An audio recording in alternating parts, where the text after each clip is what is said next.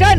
তো finally release পেয়ে গেল বাংলাদেশের প্রথম ব্রুটাল অ্যাকশন ভায়োলেন্স সিনেমা বরবাদের প্রথম ট্র্যাক, যে ট্র্যাকের নাম দ্বিধা, এবং দ্বিধার টাইটেলে কণ্ঠ দিয়েছেন প্রীতম হাসান। তো ফার্স্ট অফ অল আমরা এটা জেনে নেই যে দ্বিধা শব্দের মানে কি। ঠিক আছে। তো দ্বিধা শব্দের মানে হলো কোনো কিছু করব কি করব না, যেটার ইংরেজি শব্দ হলো হেসিটেশন। আপনারা দেখলেই বোঝা যায় আপনি উচ্চ শিক্ষিত। এবং সাকিবিয়ানদের অনেক লম্বা সময় ওয়েট করানোর পর ফাইনালি গতকালকে তাদের মন ভালো করতে রিলিজ করা হলো দ্বিধা। তো কেমন ছিল সেই গান, এবং গান দেখে গল্পের নতুন একটা মাত্রার আন্দাজ পাওয়া গেল। কি হতে চলেছে সেই গল্প, সেটাই আজকে আমি আপনাদেরকে জানাতে চলেছি। তোমার কথা শুনে মনে হইতেছে তুমি বিরাট জ্ঞানী মানুষ হয়ে গেছো। So this is going to be an very interesting video. তাই ভিডিও শুরু করার আগে চ্যানেলটা সাবস্ক্রাইব করুন। আরে বাহ, আপনাকে থ্যাংক ইউ। ওয়েল, প্রথমে যদি এই গান এবং গানের লাইনগুলোর ব্যাপারে বলা হয়, তাহলে প্রীতম হাসানের কণ্ঠে গান এবং গানে ব্যবহার করা লিরিক্সগুলো জাস্ট ওয়াও। এর আগে প্রীতম হাসান শাকিব খানের তুফান সিনেমায় লাগে উড়াধুরা গানে কণ্ঠ দিয়েছিলেন, যেটা হিউজ পরিমাণ ভাইরাল হয়। তুমি কোন শহরের মাইয়া গো, লাগে উড়াধুরা। এবং বর্তমানে কোনো অনুষ্ঠান বাড়ি মানেই লাগে উড়াধুরা। যাই হোক, দ্বিধা গানটা প্রীতম হাসান অসাধারণ ভাবে গেয়েছেন, আর আমি এটা বলতে বাধ্য হচ্ছি যে প্রীতম হাসানের কণ্ঠ দিন দিন শাকিব খানের সঙ্গে মানিয়ে যাচ্ছে। তাও সত্য। তো এখন চলে আসে সময়ের সব থেকে বড় প্রশ্ন, দ্বিধা কি পারবে লাগে উড়াধুরা এবং মেগা ব্লকবাস্টার সং প্রিয়তমাকে টপকাতে? ওয়েল, এটার ডিসেন্ট অ্যান্সার হচ্ছে না। কেননা আপনি শাকিব খানের পারফরমেন্স এবং ভিজুয়াল বাদ দিয়ে যদি গানটা শোনেন, তাহলে আপনি তেমন একটা ফিল পাবেন না। মিথ্যা কথা, আমি বিশ্বাস করি না। তবে আমি এটা বলছি না যে গানটা ভালো হয়নি, গানটা যথেষ্ট ভালো হয়েছে, কিন্তু এটা লাগে উড়াধুরা কিংবা প্রিয়তমা গানের মতো হয়নি যে বারবার গানটা শুনবো এবং বারবার গুনগুন করতে মন চাইবে। বলেন কি? এবার কথা বলা যাক গানের ভিজুয়াল কেমন হয়েছে সেটা নিয়ে। ভাই রে ভাই, শাকিব খান হয়তো এশিয়া মহাদেশের এমন একমাত্র নায়ক যাকে কিনা তার সিনেমা অথবা সিনেমার গানের নায়িকার থেকে বেশি সুন্দর লাগে। এই ভদ্রলোক যেটা শুরু করেছে, সেই সবকিছু বিবেচনা করে তার প্রশংসা না করে আর থাকা যাচ্ছে না, বুঝছেন? আপনি একটা জিনিস লক্ষ্য করেন, শাকিব খান গিরগিটির মতো তার লুক বদলাতে পারেন। প্রমাণ দাও। প্রমাণ লাগবে? ওকে, ব্যাপার না, দিচ্ছি।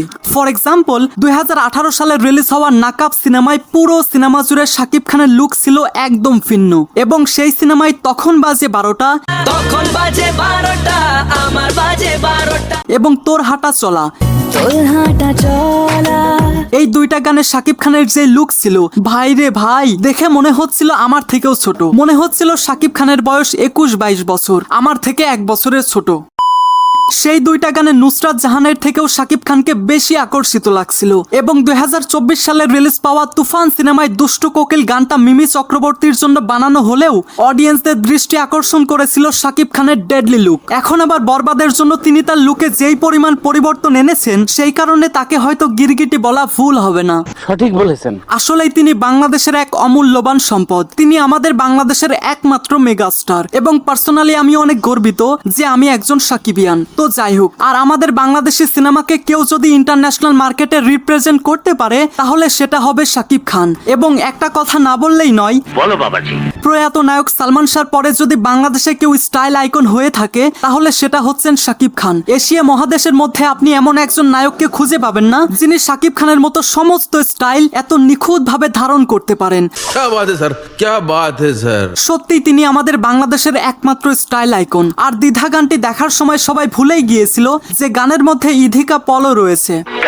কেননা আপনি যদি দ্বিধা গানের কমেন্ট বক্স চেক করেন, তাহলে দেখতে পাবেন সবাই সেখানে শুধুমাত্র শাকিব খানের প্রশংসাই করছে। সবকিছু মিলিয়ে বলা যায় শাকিব খানের লুক, এক্সপ্রেশন, পারফরমেন্স, ইধিকা পলের মায়াবী লুক এবং প্রীতম হাসানের জাদুকরী কণ্ঠ সবকিছু যেন গানটাকে পরিপূর্ণ করেছে। পাশাপাশি গানের কথাগুলোও অনেক সুন্দর ছিল। আর কিছু? অবশ্যই চাচা, কি যে কন। ঠিক আছে ঠিক আছে। এবার কথা বলা যাক গান দেখে গল্পের নতুন একটা মাত্রার আন্দাজ পাওয়া গেল। যেমন এখানে কিন্তু শাকিব খান ইধিকা পলকে ইমপ্রেস করার চেষ্টা করছে।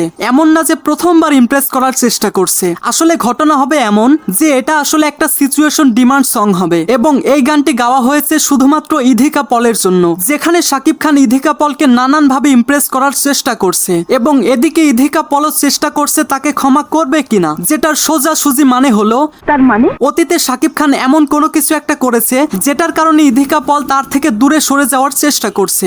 আর এদিকে শাকিব খানও দ্বিধায় পড়ে আছে যে সে ইধিকা পলকে আবারও কিভাবে ইমপ্রেস করতে পারবে।